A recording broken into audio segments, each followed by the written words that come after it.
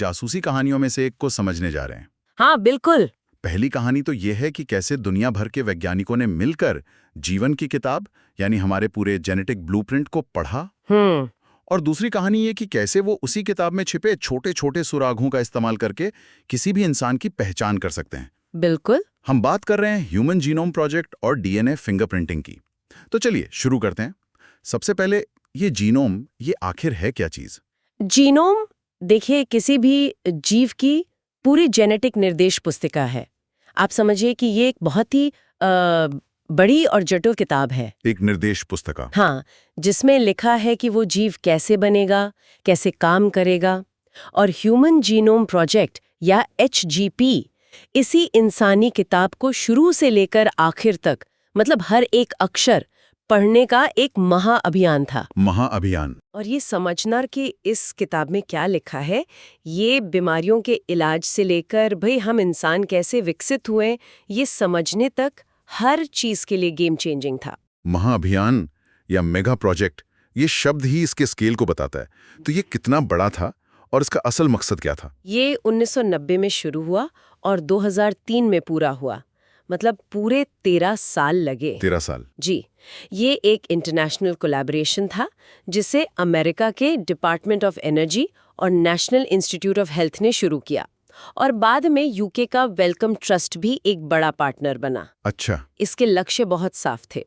इंसानों में मौजूद सभी लगभग 20,000 से 25,000 जीन्स की पहचान करना, हमारे डीएनए को बनाने वाले 3 अरब से ज्यादा केमिकल बेस पेयर्स का पूरा सीक्वेंस पता करना और इस सारी जानकारी को एक पब्लिक डेटाबेस में डालना ताकि कोई भी रिसर्चर उसे इस्तेमाल कर सके। एक मिनट, 3 अरब अक्षर, ये सुनने में ही नामुमकिन सा लगता है। अगर इसे कागज पर लिखना हो तो ये कितना बड़ा होगा? इसकी विशालता का अंदाजा आप इसी बात से लगाइए कि अगर इस पूरे जेनेटिक कोड को टाइप किया जाए तो 1000 पेज वाली 3300 किताबें भर जाएंगी। 3300 किताबें? हाँ, ये इतना ज्यादा डेटा था कि इसे संभालने के लिए बायोलॉजी में एक पूरी नई फील्ड बनानी पड़ी। अच्छा, कौन सी? बायो इन्फॉर्मेटिक्स, जो कि बायोलॉजी और कंप्यूटर साइंस का एक मेल है। वाह, ये तो ऐसा है जैसे किसी ने 3300 किताबों को हजारों टुकड़ों में फाड़कर आपके सामने फेंक दिया और कहो चलो इसे वापस सही क्रम में जोड़ो। आपका उदाहरण बिल्कुल सटीक है।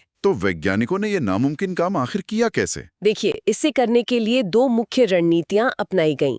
एक तरीका था जिसे कहते हैं एक्सप्रेस्ड सीक्वेंस टैग्स या ESTs। इसमें वैज्ञानिकों ने सिर्फ उन जीन्स पर ध्यान दिया जो खुद को एक्सप्रेस करते हैं, मतलब जो प्रोटीन बनाते हैं। अच्छा, तो ये एक तरह से पूरी किताब पढ़ने के बजाय सिर्फ जरूरी चैप्टर्स के सारांश पढ़ लेने जैसा था, एक शॉर्टकट कह सकते हैं। और दूसरा ज्यादा मुश्किल वाला रास्ता क्या था? वो क्या था? दूसरा था सीक्वेंस एनोटेशन। ये एक ब्लाइंड अप्रोच थी। इसमें पूरे जीनोम को मतलब काम के हिस्से और जिन्हें जंक कहते हैं वो भी? हाँ बिल्कुल, मतलब काम के हिस्से यानी कोडिंग और नॉन कोडिंग सबको क्रम में लगाया गया। पहले पूरी किताब शब्द दर शब्द पढ़ ली और फिर बाद में हर पैराग्राफ, हर लाइन का मतलब समझने की कोशिश की गई। यही ज्यादा व्यापक तरीका लगता है। जी। पर इतने लंबी डीएनए को एक बार में तो पढ़ा नहीं जा सकता। उसे टुकड़ों में कैसे तोड़ा और फिर वापस कैसे जोड़ा गया? बिल्कुल सही सवाल। पूरी प्रक्रिया में डीएनए को पहले छोटे मैनेजेबल टुकड़ों में तोड़ा गया। अब इन छोटे टुकड़ों की लाखों कॉपीज बनानी थी ताकि उन पर आसानी से काम हो सके।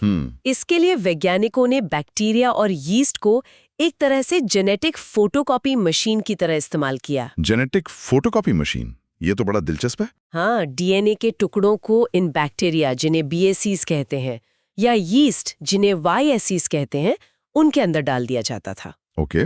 और जैसे जैसे ये बढ़ते थे, डीएनए की भी लाखों कॉपीज बन जाती थीं। फिर फ्रेडरिक सेंगर की विधि पर आधारित ऑटोमेटेड डीएनए सीक्वेंसेस ने इन टुकड़ों को पढ़ा। और फिर सबसे बड़ी चुनौती इन सबको जोड़ने की? बिल्कुल, सबसे बड़ी चुनौती अंत में आई। इन लाखों छोटे छोटे पढ़े हुए टुकड़ों को सही क्रम में जोड़ना। इसके लिए खास कंप्यूटर प्रोग्राम बनाए गए जो इन टुकड़ों के ओवरलैपिंग हिस्सों को पहचानकर उन्हें एक पहेली की तरह वापस जोड़ते थे। तो 13 साल की जबरदस्त मेहनत के बाद जब ये पहेली सुलझी तो हमें अपनी इस जेनेटिक किताब के बारे में क्या पता चला? क्या कुछ चौंकाने वाली बातें सामने आईं? नतीजे तो मतलब उम्मीद से कहीं ज्यादा हैरान करने वाले थे। पहली बात तो ये कि हमारे जीनोम में करीब 3.16 बिलियन न्यूक्लियोटाइड बेस हैं। लेकिन सबसे बड़ा झटका जीन्स की संख्या को लेकर लगा। पहले वैज्ञानिकों का अनुमान था कि इंसानों में लगभग 1 लाख जीन होंगे, लेकिन मिले सिर्फ 20,000 से 25,000। एक मिनट, 1 लाख का अनुमान और निकले सिर्फ 25,000? ये तो बहुत बड़ी चूक है। हाँ, बहुत बड़ा अंदर था। तो क्या इसका मतलब यह है कि हम इंसानों की जटिलता हमारे जीन्स की संख्या में नहीं बल्कि कहीं और छिपी है? बिल्कुल सही सवाल है। इससे यही पता चला कि जटिलता सिर्फ जीन्स की संख्या से नहीं आती। तो फिर किससे आती है? बल्कि इस बात से आती है कि वो जीन्स कैसे रेगुलेट होते हैं, कब ऑन और ऑफ होते हैं, और एक ही जीन कैसे कई अलग अलग प्रोटीन बना सकता है। हमें सबसे बड़ा इंसानी जीन भी मिला, डिस्ट्रोफिन, जिसमें 2.4 मिलियन बेस हैं। और जो बात मुझे हमेशा हैरान करती है वो ये है कि हम सब एक दूसरे से कितने अलग दिखते हैं, लेकिन जेनेटिक स्तर पर हम कितने समान हैं। यही तो इस प्रोजेक्ट का सबसे गहरा निष्कर्ष था। क्या पता चला? पता चला कि 99.9% न्यूक्लियोटाइड बेस सभी इंसानों में बिल्कुल एक जैसे होते हैं। 99.9%? जी, मतलब दुनिया के किसी भी 2 इंसानों का डीएनए 99.9% आइडेंटिकल है। तो जो भी भिन्नता हम देखते हैं, आंखों का रंग, कद, स्वभाव, वो सब उस बचे हुए 0.1% में छुपा है। बिल्कुल, सब कुछ उसी 0.1% में है। सिर्फ 0.1%। ये सोचना ही कमाल है। और हमारे डीएनए का कितना हिस्सा असल में प्रोटीन बनाने का काम करता है? 2% से भी कम। क्या? सिर्फ 2%? हाँ, हमारे जीनोम का एक बहुत बड़ा हिस्सा, जिसे रिपीटेटिव सीक्वेंसेस कहते हैं, बार बार दोहराए जाने वाले कोड से बना है। पहले इसे जंक डीएनए भी कहा जाता था। हाँ, मैंने सुना है इसके बारे में। लेकिन अब हम जानते हैं कि ये गुणसूत्रों की संरचना और विकास में बहुत महत्वपूर्ण भूमिका निभाता है। और क्या कोई ऐसी बात भी पता चली जो आज भी एक रहस्य है? हाँ, और ये शायद सबसे हम्बलिंग खोज थी। हमें जितने भी जीन्स मिले, उनमें से 50% से ज्यादा के काम के बारे में हमें आज भी कुछ नहीं पता। क्या कह रही हैं? 50% से ज्यादा? जी, मतलब जेनेटिक बीमारियों के इलाज में जो भी तरक्की हमने की है, वो सिर्फ आधी जेनेटिक किताब को समझकर की है। एक तरह से हाँ। ये तो ऐसा है जैसे हम सिर्फ आधी रेसिपी के साथ एक पूरी डिश बनाने की कोशिश कर रहे हैं। जब हम बाकी 50% को समझेंगे तो क्या संभावनाएं खुलेंगी? बिल्कुल, इसीलिए एचजीपी को एक शुरुआत माना जाता है, अंत नहीं। इसने रिसर्च के लिए अनगिनत नए दरवाजे खोल दिए। और एक आखिरी दिलचस्प बात बताइए।